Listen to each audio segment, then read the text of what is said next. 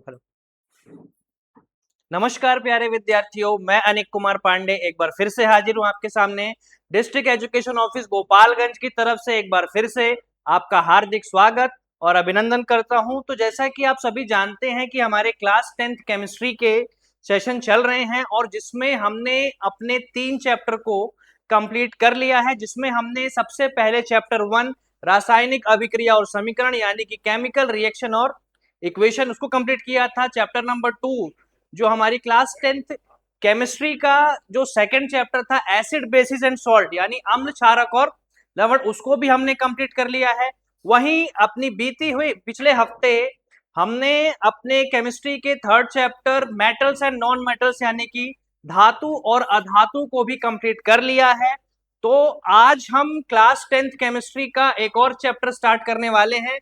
जैसा कि आप स्क्रीन पे देख पा रहे होंगे कि जो हमारा नेक्स्ट चैप्टर है केमिस्ट्री का वो है कार्बन एंड इट्स कंपाउंड यानी कि कार्बन और उसके यौगिक। तो आज हम इस चैप्टर को पहली क्लास है आज हमारी और इसको शुरू करने वाले हैं। और चैप्टर की शुरुआत हम बिल्कुल बेसिक से करेंगे, जिसमें हम सबसे पहले जानेंगे कि कार्बन जो 118 तत्व हैं, अगर कार्बन के ऊपर कोई चैप्टर बनाया गया है तो सीधी सी बात है उस चैप्टर की इंपॉर्टेंस काफी रही होगी। तो इस चीज को हम समझना है। चलिए बिना समय को बर्बाद करते हुए चलते हैं, अपने चैप्टर को स्टार्ट करते हैं। तो जैसा कि आप स्क्रीन पे देख पा रहे होंगे, सबसे पहले इस चैप्टर को स्टार्ट करने से पहले हमें कार्बन के बारे में जानना बहुत ही जरूरी है। हम सभी जानते हैं, हमने जब क्लास 9th में चैप्टर नंबर 3 में एटम्स एंड मॉलिक्यूल को पढ़ा था, जिसमें हमने अलग अलग परमाणु और अणुओं के बारे में पढ़ा था और जहां पे हमने ये भी जाना था कि पृथ्वी पर 118 तत्व पाए जाते हैं वर्तमान में, अभी टिल डेट, मतलब आज की डेट तक। और जब इससे मैंने जो पिछला चैप्टर स्टार्ट करवाया था धातु और अधातु, वहां पे उसकी पहली क्लास में ही मैंने आपको इन्फॉर्मेशन दी थी कि आज की डेट तक अभी हमारे पास पृथ्वी पर 118 तत्व मौजूद हैं, जिसमें से लगभग 94 जो नेचुरल यानी प्राकृतिक रूप से पाए जाते हैं,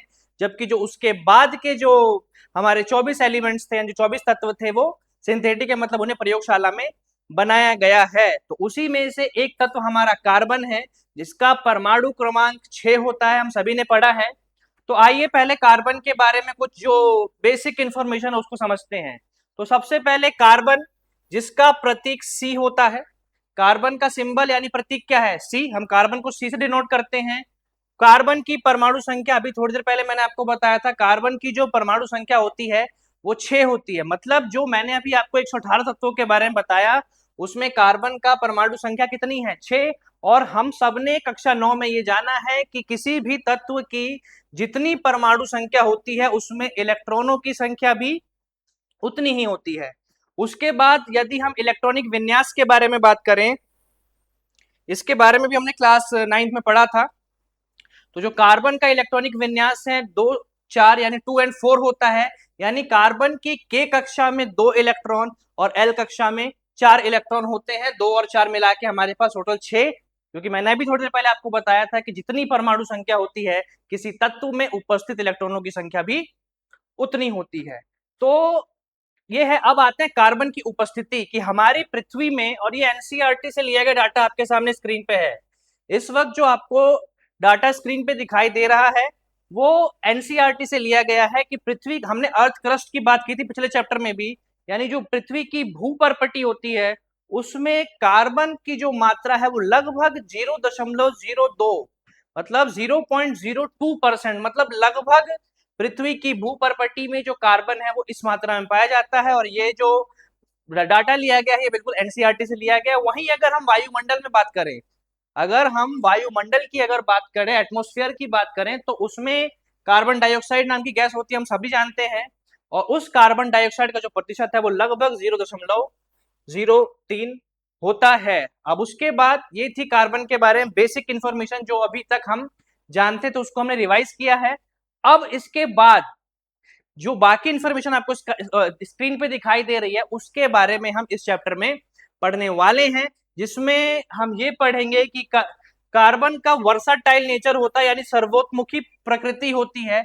वो प्रकृति कौन कौन सी है, कैसे कार्बन हजारों कार्बन के साथ बंध बना लेता है, वो कौन सी प्रॉपर्टी है, कौन कार्बन का गुण है, उसके बाद हम ये भी बात करने वाले हैं कि कार्बन पृथ्वी पर यानी नेचर में अलग अलग रूपों में पाया जाता है, और उन सभी रूपों के जो भौतिक गुण तो अलग होते हैं लेकिन उनके रासायनिक गुण समान होते हैं। यानी मैं बात कर रहा हूं यहाँ पे कार्बन के अपरूपों की। यहाँ पे मैं आपसे बात कर रहा हूँ कार्बन के अपरूपों के बारे में, यानी एलोट्रॉप्स ऑफ कार्बन के बारे में। हम इस चैप्टर में जानेंगे कि हीरा, डायमंड जो प्रकृति का सबसे कठोर पदार्थ है, सभी धातुओं से भी ज्यादा कठोर है। हमें ये बात ध्यान रखनी है कि पृथ्वी पर पाया जाने वाला सबसे कठोर पदार्थ जो हीरा होता है वो भी कार्बन से मिलकर बना है। वहीं अगर दूसरी तरह अगर कार्बन के दूसरे अपरूप की हम बात करें, ग्रेफाइट, ये भी कार्बन से मिलकर बना है। जहां एक तरफ हीरा पृथ्वी पर पाया जाने वाला सबसे कठोर पदार्थ है, वहीं दूसरी तरफ हम जानेंगे कि ग्रेफाइट एक भंगुर प्रवृत्ति का है, अधातु है, भंगुर है, और उसको हम आसानी से तोड़ सकते हैं। और वहीं तीसरे हम कार्बन के तीसरे अपरूप के बारे में भी इस चैप्टर में जानने वाले हैं। चलते हैं आगे। तो फिलहाल यहाँ पे अभी जो हमने कार्बन की बेसिक इंफॉर्मेशन के बारे में बात की है, तो उसमें से अभी आपको कितनी चीजों को याद रखना है। सबसे पहले अभी जो हमने कार्बन के बारे में देखा, तो सबसे पहले अभी हम इस चैप्टर में कार्बन के बारे में पढ़ने वाले हैं। कार्बन के बारे में तो सबसे पहले आपको उसका प्रतीक पता होना चाहिए, जो कि हम सभी जानते हैं। एक क्विक रिवीजन करा रहे हैं। कार्बन का प्रतीक हो गया 6। वहीं अगर हम बात करें कार्बन की परमाणु संख्या के बारे में, अगर हम कार्बन की परमाणु संख्या, या उसको हम परमाणु क्रमांक भी बोलते हैं, अगर हम कार्बन की परमाणु संख्या के बारे में बात करें तो कार्बन की परमाणु संख्या होती है 6। अगर हम कार्बन के इलेक्ट्रॉनिक विन्यास के बारे में बात करें, जो अगला गुण है कार्बन का, या जो अगला बेसिक इंफॉर्मेशन है कार्बन की, तो कार्बन के अगर हम इलेक्ट्रॉनिक विन्यास के बारे में बात करें तो कार्बन का इलेक्ट्रॉनिक विन्यास होता है 2-4, जिसमें हमने जानते हैं कि K कक्ष में 2 इलेक्ट्रॉन और L में 4 इलेक्ट्रॉन होते हैं। वहीं हमको एक और चीज क्या ध्यान रखनी है कार्बन के बारे में, संयोजकता। हम सभी ने संयोजकता, यानी जिसको इंग्लिश में हम वैलेंसी बोलते हैं, क्या बोलते हैं, वैलेंसी। तो एक बार अगर आप भूल रहे हैं तो एक बार आपको मैं याद दिला दूं कि वैलेंसी क्या होती है। तो the combining capacity of an element is called valency, यानी तत्वों की जो दूसरे तत्वों के साथ जुड़ने की जो क्षमता होती है उसी को हम संयोजकता बोलते हैं। तो कार्बन की संयोजकता होती है 4, और संयोजकता किस तरीके से निकाली जाती है इसके बारे में आपने कक्षा 9 में एटम्स एंड मॉलिक्यूल यानी अणु और परमाणु में पढ़ा होगा। तो ये है कार्बन के बारे में बेसिक इंफॉर्मेशन कि कार्बन एक तत्व के रूप में अगर हमारे सामने आता है तो कम से कम ये वो कार्बन के बारे में साधारण जानकारी है, मूलभूत जानकारी है जो हमको पता होनी चाहिए, कार्बन के सिंबल से लेके उसकी परमाणु संख्या, इलेक्ट्रॉनिक विन्यास और संयोजकता तक। अब इसके बाद हम इस चैप्टर में कार्बन के बारे में, उसके गुणों के बारे में काफी विस्तार पूर्वक पढ़ने वाले हैं। तो आइए बिना किसी देरी के शुरुआत करते हैं। ये रही बेसिक इंफॉर्मेशन। अब आते हैं आगे की तरफ। तो अब हम जो भी पढ़ने जा रहे हैं लगभग इसके बारे में हमने कक्षा 10 से पहले नहीं पढ़ा है। तो आइए शुरुआत करते हैं। सबसे पहले कार्बन की चुनौती के बारे में बात करते हैं। तो कार्बन की चुनौती के बारे में बताने से पहले मैं थोड़ा सा आपको जो पिछले चैप्टर में हमने आयनिक बंध के बारे में पढ़ा था, मैं आपको उसके बारे में थोड़ा सा याद दिलाना चाहूंगा। जहां पे हमने देखा था कि सोडियम क्लोराइड, जो साधारण नमक यानी कॉमन सॉल्ट होता है, जो हमारे घरों में हम नमक का इस्तेमाल करते हैं, वो यही सोडियम क्लोराइड होता है। तो जब हमने सोडियम क्लोराइड की बात की थी, तो तो हमारे पास, हम जब भी जानते हैं कि सोडियम का जो परमाणु क्रमांक होता है वो 11 होता है, और अगर हम इसका इलेक्ट्रॉनिक विन्यास लिखें तो वो हमारा होता है 281। ये मैं सोडियम की बात कर रहा हूं। तो इसके बायतन कक्ष में 1 इलेक्ट्रॉन था। वहीं दूसरी तरफ अगर हम क्लोरीन की बात करें तो क्लोरीन का परमाणु क्रमांक होता है 17। इसका इलेक्ट्रॉनिक विन्यास अगर हम लिखे 287, तो इसके क्लोरीन के बाह्यतम कक्ष में इलेक्ट्रॉनों की संख्या हो जाएगी 7। और मैंने आपको पिछले चैप्टर में बताया इलेक्ट्रॉन बिंदु संरचना में या तो हम इलेक्ट्रॉन को बिंदु की सहायता से दर्शा सकते हैं या फिर क्रॉस की सहायता से। अब यहाँ पे दोनों अलग अलग तत्वों के हैं, इसलिए मैंने अलग अलग दिखाया है। तो आयनिक बंध में क्या होता था, अष्टक पूरा करने के लिए, स्टेबल होने के लिए, स्थायी होने के लिए कोई भी तत्व ये चाहेगा कि उसके बाह्यतम कक्ष में इलेक्ट्रॉनों की संख्या कितनी हो जाए, 8। तो यहाँ पे पिछले चैप्टर में हमने पढ़ा था कि ये इलेक्ट्रॉनों को स्थानांतरित कर देता था, ट्रांसफर कर देता था।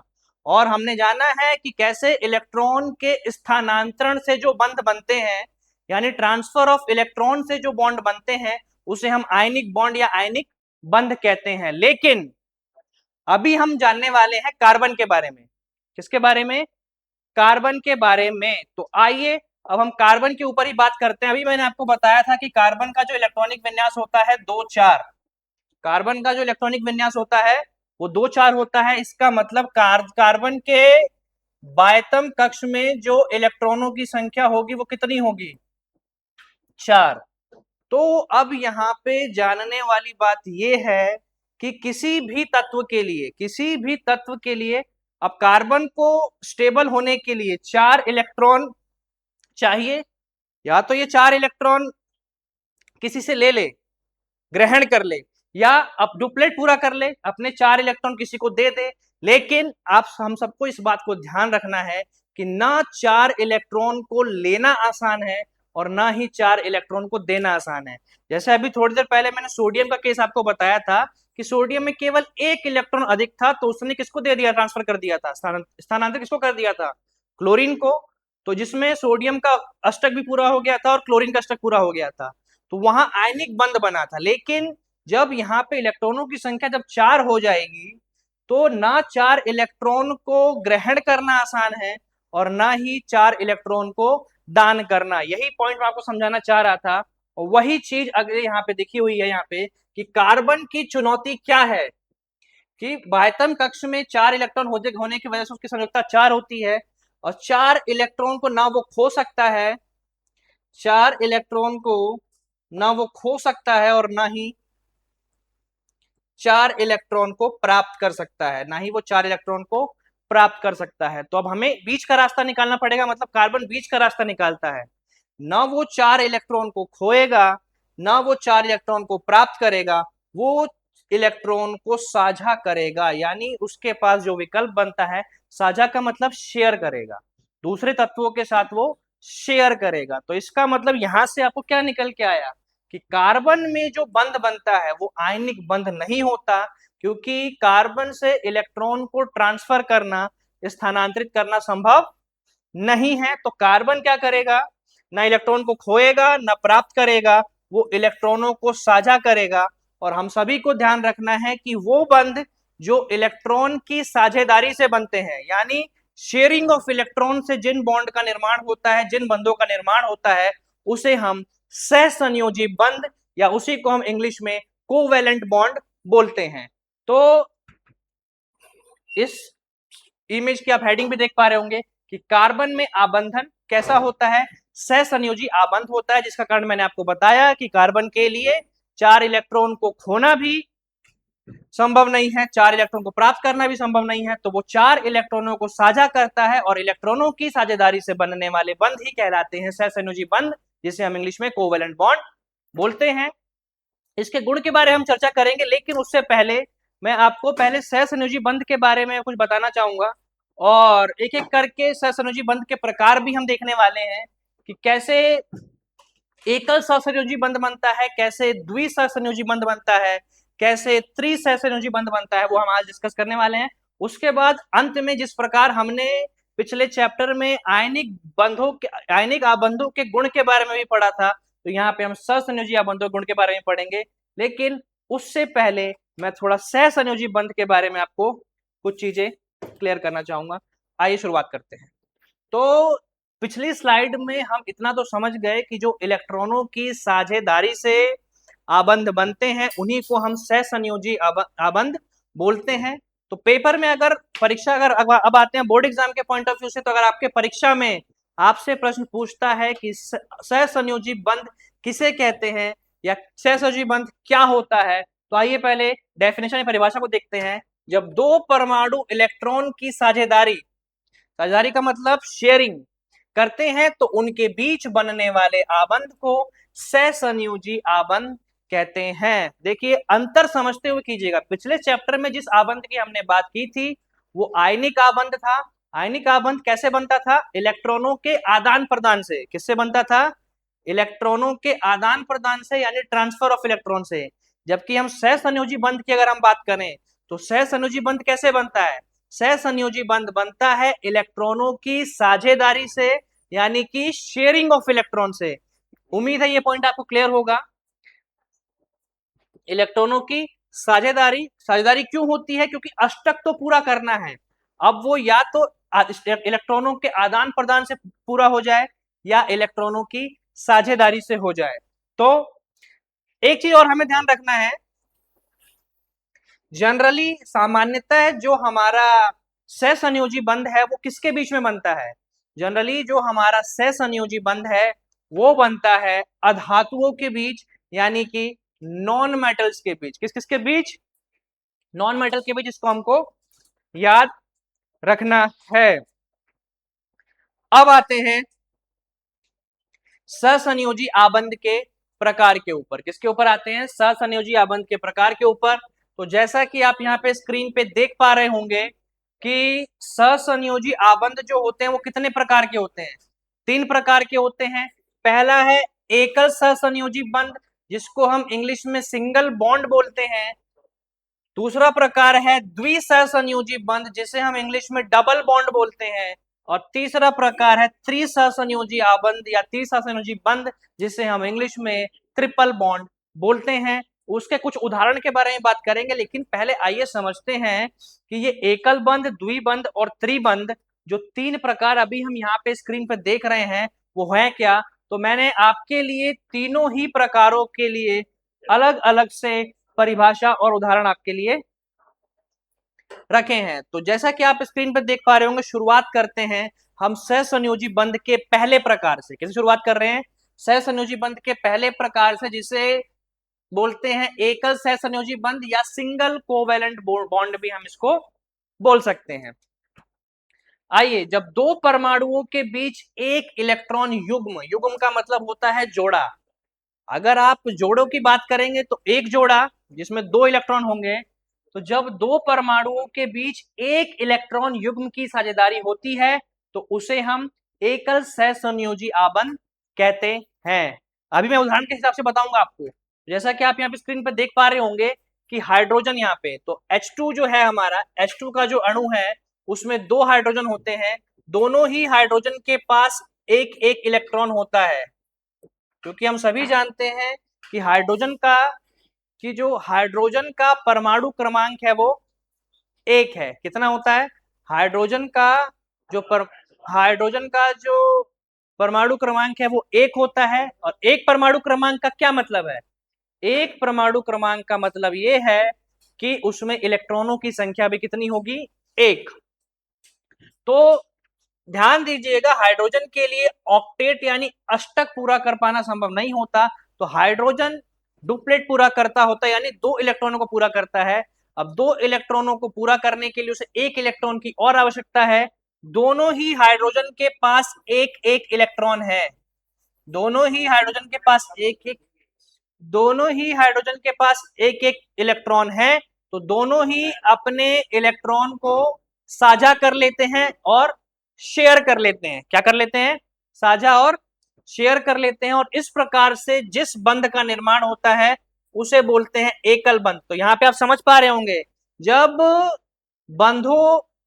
जब इलेक्ट्रॉनों का एक युग्म यानी 2 इलेक्ट्रॉन, तो साधारण शब्दों में अगर मैं आपको बताना चाहूं कि 2 इलेक्ट्रॉनों की साझेदारी से जिस प्रकार के आबंध बनते हैं उसी को हम एकल सहसंयोजी बंध कहते हैं। या फिर हम 2 इलेक्ट्रॉनों की साझेदारी कर लें, कह दें, या एक इलेक्ट्रॉन युग्म की साझेदारी बोलते हैं, बात एक ही है। तो यहाँ पे आप इस उदाहरण में समझ पा रहे होंगे। आइए एक और उदाहरण देखते हैं। तो चलिए मैं एक अगली नई स्लाइड पे ही आपको कुछ उदाहरण यहाँ पे बता देता हूं। जैसा कि अभी हमने डिस्कस किया था H2 का, तो एक बार दोबारा से जल्दी से देख लेते हैं। दोनों ही हाइड्रोजन के पास एक एक इलेक्ट्रॉन होगा। तो यहाँ पे आदान प्रदान ना होकर दोनों क्या करेंगे? इस इलेक्ट्रॉन को साझा कर लेंगे। और इस प्रकार इलेक्ट्रॉनों की साझेदारी से जो आबंध बनता है उसे हम क्या बोलते हैं? एकल सहसंयोजी बंध यानी सिंगल कोवेलेंट बॉन्ड। आइए एक उदाहरण और लेके देखते हैं सिंगल कोवेलेंट बॉन्ड यानी एकल सहसंयोजी बंध का। CH4। हम सभी मीथेन से परिचित हैं। मीथेन के गुण के बारे में हम इस चैप्टर में आगे बात करेंगे। फिलहाल हम ये देखने वाले हैं कि कैसे मीथेन के अणुओं में सहसंयोजी बंध बनता है। तो उसके लिए हमें पहले, हम सभी जानते हैं कार्बन के बाह्यतम कक्ष में 4 इलेक्ट्रॉन होते हैं। कार्बन के बाह्यतम कक्ष में कितने इलेक्ट्रॉन होते हैं? 4। अभी मैंने आपको पहले स्लाइड में ही बताया था, जब मैं कार्बन के परिचय के बारे में आपको बता रहा था। उसके बाद अभी पिछले एग्जांपल में हमने देखा कि हाइड्रोजन के पास 1 इलेक्ट्रॉन होता है और मीथेन में कितने हाइड्रोजन है? 4।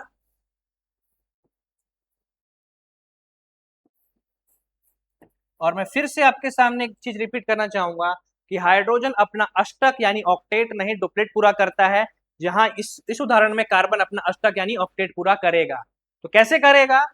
का इन चारों हाइड्रोजन को एक एक और अतिरिक्त इलेक्ट्रॉन की आवश्यकता है अपना डुप्लेट पूरा करने के लिए। वहीं अगर हम कार्बन की बात करें तो कार्बन को 4 और इलेक्ट्रॉनों की आवश्यकता है। तो जैसा कि हमने बात किया था ना, 4 इलेक्ट्रॉन को देना आसान है, ना ही 4 इलेक्ट्रॉन को लेना आसान है। तो क्या होगी? यहाँ पे साझेदारी होगी, शेयरिंग होगी। तो जैसा कि आप यहाँ देख पा रहे होंगे, ये हाइड्रोजन का इलेक्ट्रॉन कार्बन के साथ साझा हो जाएगा, वहीं इस हाइड्रोजन का इलेक्ट्रॉन कार्बन के साथ साझा हो जाएगा, इस हाइड्रोजन का इलेक्ट्रॉन कार्बन के साथ साझा हो जाएगा, इस हाइड्रोजन का इलेक्ट्रॉन कार्बन के साथ साझा हो जाएगा। तो आइए देखते हैं कैसे कार्बन का ऑक्टेट यानी अष्टक पूरा हुआ और कैसे हाइड्रोजन का डुप्लेट पूरा हुआ, 2 इलेक्ट्रॉन। तो जैसा कि आप यहाँ पे देख पा रहे होंगे, इस कार्बन के इस हाइड्रोजन के 2 इलेक्ट्रॉन पूरे हो गए, इस हाइड्रोजन के 2 इलेक्ट्रॉन पूरे हो गए, इस हाइड्रोजन के 2 इलेक्ट्रॉन पूरे हो गए, इस हाइड्रोजन के 2 इलेक्ट्रॉन पूरे हो गए। वहीं चारों हाइड्रोजन से एक एक इलेक्ट्रॉन की साझेदारी के साथ कार्बन ने भी अपना अष्टक पूरा कर लिया है। तो यहाँ पे आप देख पा रहे होंगे कि कैसे कार्बन के भी 8 इलेक्ट्रॉनों की साझेदारी से पूर्ण हो चुके हैं। और यहाँ पे जो, अगर हम इसको सिंपल स्ट्रक्चर अगर हम इसकी बनाएं एकल बंध दिखाते हुए, तो ये है मीथेन की सिंपल स्ट्रक्चर। अच्छा, एक चीज और ध्यान रखिएगा, जो सिंगल लाइन यानी एक डैश होता है वो एकल बंध यानी सिंगल बॉन्ड को रिप्रेजेंट करता है, और एक लाइन का मतलब यहाँ पे 2 इलेक्ट्रॉनों की साझेदारी या एक इलेक्ट्रॉन युग्म की साझेदारी हो रही है। और यहाँ पे जिस बंध का निर्माण हुआ है वो है सहसंयोजी, वो है सहसंयोजी बंध। आशा है कि मैं आपको सहसंयोजी बंध यानी सिंगल कोवेलेंट बॉन्ड को समझाने में सफल रह पाया हूँ। इन केस अगर आपका कोई भी डाउट रह जाता है तो आपके पास वीडियो को दोबारा देखने का ऑप्शन है, आप उसको दोबारा रिप्ले करते हैं। तो चलते हैं अपने अगले बंध के प्रकार की तरफ। जैसे कि मैंने आपको बताया था कि जो सहसंयोजी बंध यानी जो कोवेलेंट बॉन्ड होते हैं 3 प्रकार के होते हैं, जिसमें अभी हमने पिछला जो उदाहरण डिस्कस किया है वो है एकल सहसंयोजी बंध यानी सिंगल कोवेलेंट बॉन्ड। तो आइए आप शुरुआत करते हैं सहसंयोजी बंध के दूसरे प्रकार की, जो होता है द्विसहसंयोजी बंध, या उसी को अंग्रेजी में डबल कोवेलेंट बॉन्ड भी बोलते हैं। तो शुरुआत करते हैं परिभाषा के साथ। जब 2 परमाणुओं के बीच 2 इलेक्ट्रॉन युग्मों की साझेदारी होती है तो उसे द्विसहसंयोजी आबंध, और किस लिए होती है? साझेदारी परमाणु के अष्टक को पूरा करने के लिए होता है, जिससे वे स्थायी विन्यास, और स्थायी विन्यास से आपका क्या मतलब है? स्थायी विन्यास से आपका मतलब है स्टेबल होना। क्या होना? स्टेबल होना। तो आइए देखते हैं किस प्रकार द्विबंध का निर्माण होता है। तो यहाँ पे द्विबंध के कुछ उदाहरण यहाँ पे आपको देख रहे हैं। मैं सारे उदाहरण आपको नहीं बताऊंगा, लेकिन यहाँ पे हम डिस्कस करेंगे, कम से कम 2 उदाहरण को ढंग से डिस्कस करेंगे, ताकि जो और भी इस प्रकार के आबंध के उदाहरण होते हैं उनको समझने में आपको कोई भी समस्या ना हो। तो जैसा कि आप यहाँ पे देख पा रहे होंगे, ऑक्सीजन में द्विबंध होता है, कार्बन डाइऑक्साइड में द्विबंध होता है, इथीन के अणुओं में द्विबंध होता है। तो आइए, जैसे उदाहरण यहाँ पे देख लिया, आइए बनते कैसे हैं।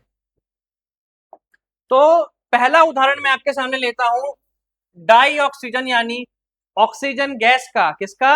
ऑक्सीजन गैस का। और आइए देखते हैं किस प्रकार ऑक्सीजन गैस में द्विबंध बनता है। तो किसी भी तत्व के बंध के बारे में जानने के लिए सबसे पहले हमें चाहिए कि उसका परमाणु क्रमांक कितना होता है। तो हम सभी जानते हैं कि ऑक्सीजन का जो परमाणु क्रमांक होता है वो 8 होता है, यानी जिसके इलेक्ट्रॉनिक विन्यास क्या हो जाएगा, 2 6, क्या हो जाएगा, इलेक्ट्रॉनिक विन्यास 2 6 हो जाएगा। तो हम सभी जानते हैं कि एक ऑक्सीजन के बाह्यतम कक्ष में अधिकतम इलेक्ट्रॉनों की संख्या कितनी होगी, 6। आइए बना लेते हैं। तो यहां पे आप देख पा रहे होंगे कि ये हमारे पास 2 ऑक्सीजन है,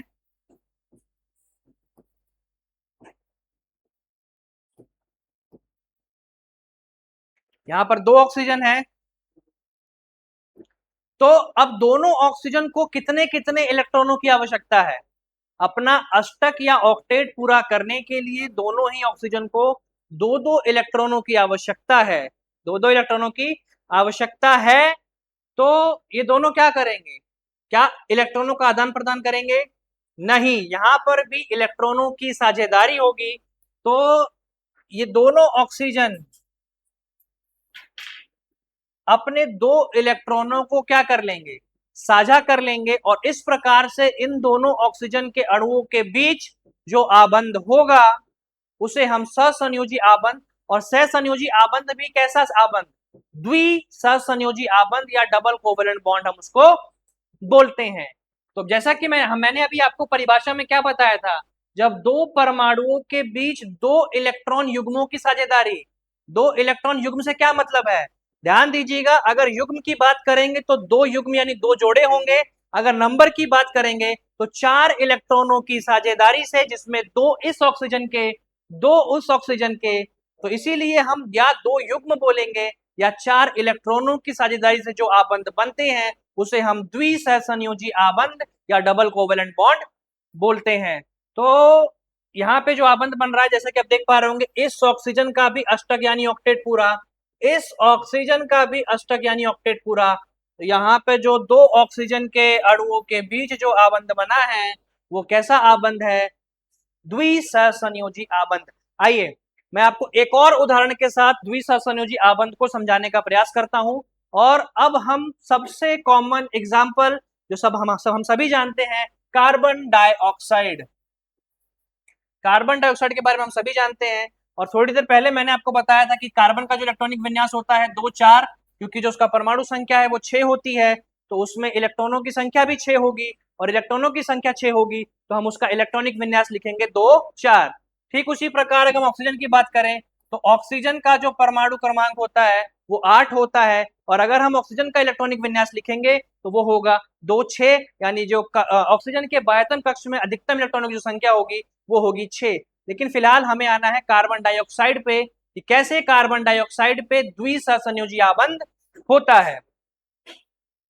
तो चलिए सबसे पहले हम इलेक्ट्रॉनों को ड्रॉ कर लेते हैं। कार्बन के पास 4 इलेक्ट्रॉन होते हैं बाह्यतम कक्ष में, वहीं कार्बन 2 ऑक्सीजनों के साथ जुड़ रहा है, कितने ऑक्सीजन के साथ जुड़ रहा है, 2 ऑक्सीजन के साथ, और ऑक्सीजन के बाह्यतम कक्ष में अधिकतम इलेक्ट्रॉनों की संख्या कितनी होती है, 6। तो अब यहां पर हमें अष्टक पूरा करवाना है इन तत्वों का। तो आइए देखिए,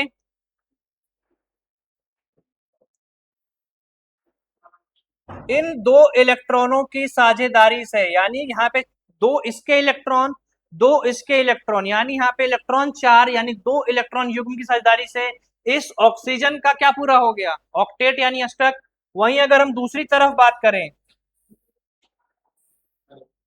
इन 2 इलेक्ट्रॉनों की साझेदारी से इस ऑक्सीजन का भी क्या पूरा हो गया, अष्टक यानी कि ऑक्टेट। तो अब कार्बन को कितने इलेक्ट्रॉनों की आवश्यकता थी, कार्बन को आवश्यकता थी 4 इलेक्ट्रॉनों की। तो यहां पर आप देख पा रहे होंगे कि इस 8 इलेक्ट्रॉन यहाँ पे कार्बन से, यानी जो यहां पर भी जो आबंध बन रहा है ये कैसा आबंध है, सहसंयोजी, सहसंयोजी आबंध।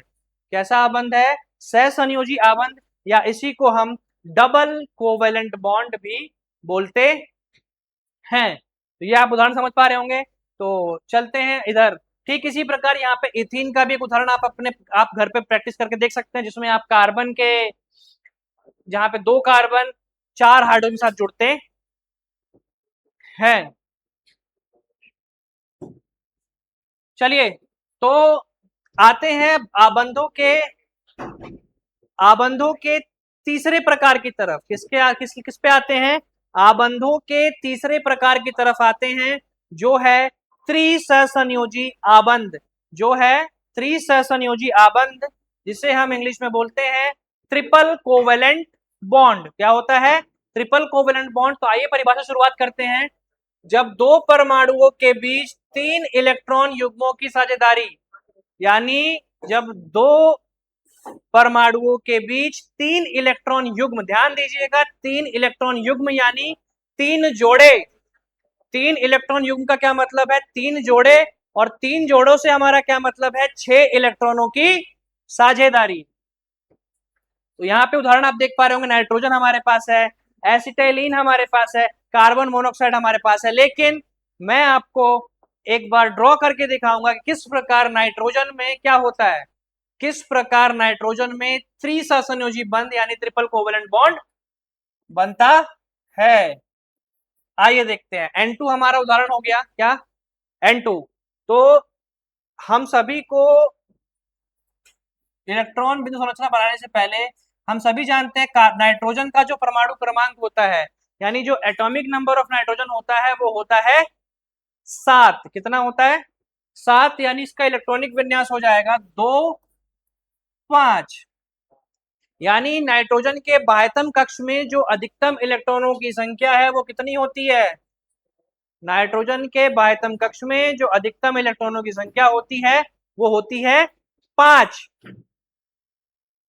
तो आइए नाइट्रोजन के बाह्यतम कक्ष में अधिकतम इलेक्ट्रॉनों की संख्या 5 बना लेते हैं। दूसरे नाइट्रोजन के बाह्यतम कक्ष में भी इलेक्ट्रॉनों की संख्या कितनी होगी? 5।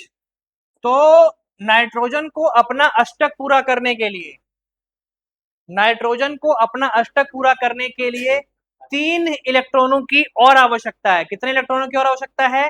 3 ही इलेक्ट्रॉनों की और आवश्यकता है। तो यहाँ पर 3 इसके और 3 उसके, यानी 6 इलेक्ट्रॉनों की साझेदारी होगी। क्या होगी?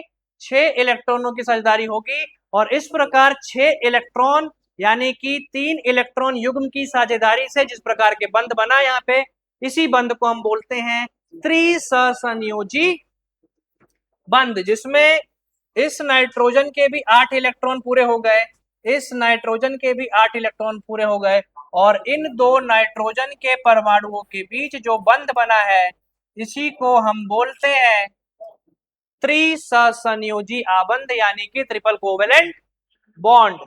तो आशा है